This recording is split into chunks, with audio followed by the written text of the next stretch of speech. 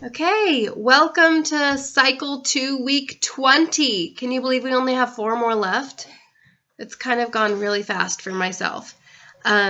We started this morning with a fun little skit that we did in open assembly about Beethoven and his life. And I learned some things in that, so that's really neat. Learned some things I didn't know.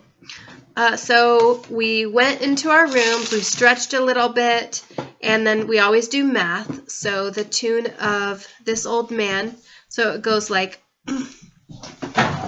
the circumference of a circle equals 2 times pi times the radius, 3.14 times the radius.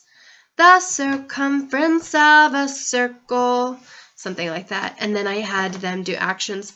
The circumference 2 times pi. I think maybe I had them do like a pie in their hands, but they could do a triangle for a slice of pie if they wanted, times the radius.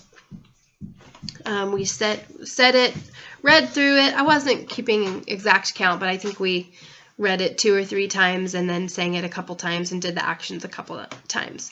Next was English. We did it to the tune of Walking with Jesus. So I think it goes something like this. An appositive is a noun or pronoun directly beside another noun that explains or identifies it. I think it's to the tune of Walking with Jesus. I'm having trouble finding the link that I got it from originally. Anna, no, honey bun. But I mean, that's just how I recognize it. There might also be another tune that I'm just not remembering. Amelia, can you come give her a drink, please? Thank you, sweetheart. And then, let's see, after English is Latin, and since we are reading it and singing a lot, I felt like we ought to divide it up a little bit.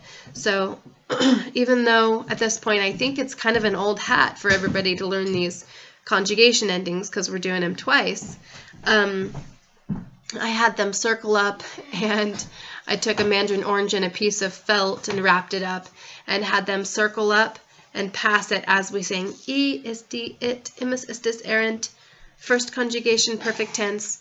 And some of the kids made a point of deliberately dropping it, but I made a big deal about don't drop it, don't open it, it's a perfect present, don't open it yet, it's not the time. And of course it dropped multiple times, but that's okay.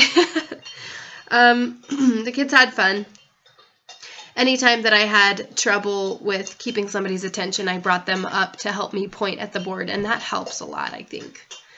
So let's see, Latin is third, and then after that is science, the second law of thermodynamics, and we sang this again to the tune of John Jacob Jingleheimer Smith, and it goes like this. Second law of thermodynamics, heat will always flow from an area of higher temperature to an area of lower temperature. La la la la la la la la. Yeah, you're singing that song too. Anna loves to sing that one too.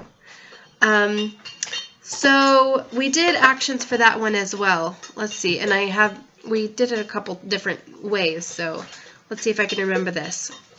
Second law of thermodynamics, heat will always flow. So we did, I think we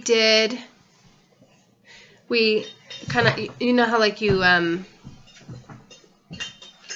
touch something and then you reach back like, ouch, that hurt, ouch, psst, ow.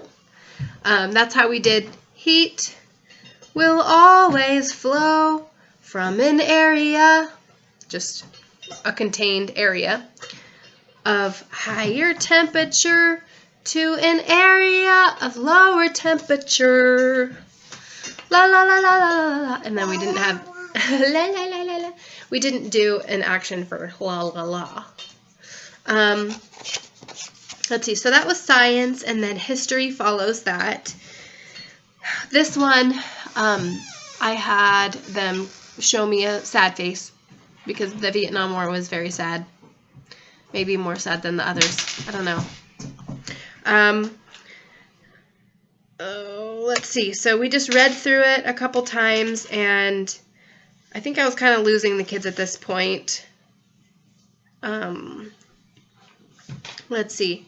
So in 1965, President Johnson sent U.S. troops, so we said it with a salute, U.S. troops to stop did the communist salute, communist North Vietnam from capturing all of South Vietnam during the Vietnam War. And you can sign 1965, but we didn't.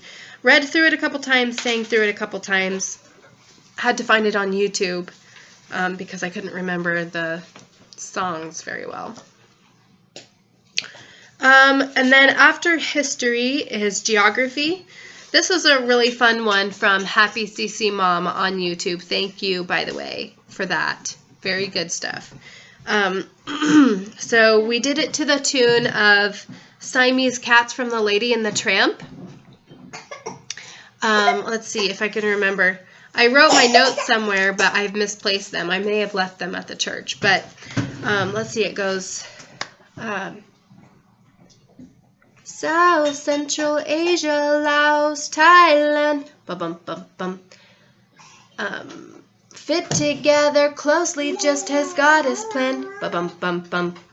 Cambodia just below, all fat and round and fat. Yeah, that's how it goes. Round and fat, bum. North and South Vietnam curve like a cat. And then I went around and with a white marker and not a white marker, a dry erase wipe marker thing, and colored in, showed the kids where the different places were on the map. Thank you, Addie. She wants me to bring this. Laos, Thailand, Cambodia, North Vietnam, and South Vietnam. Then after geography, we do timeline.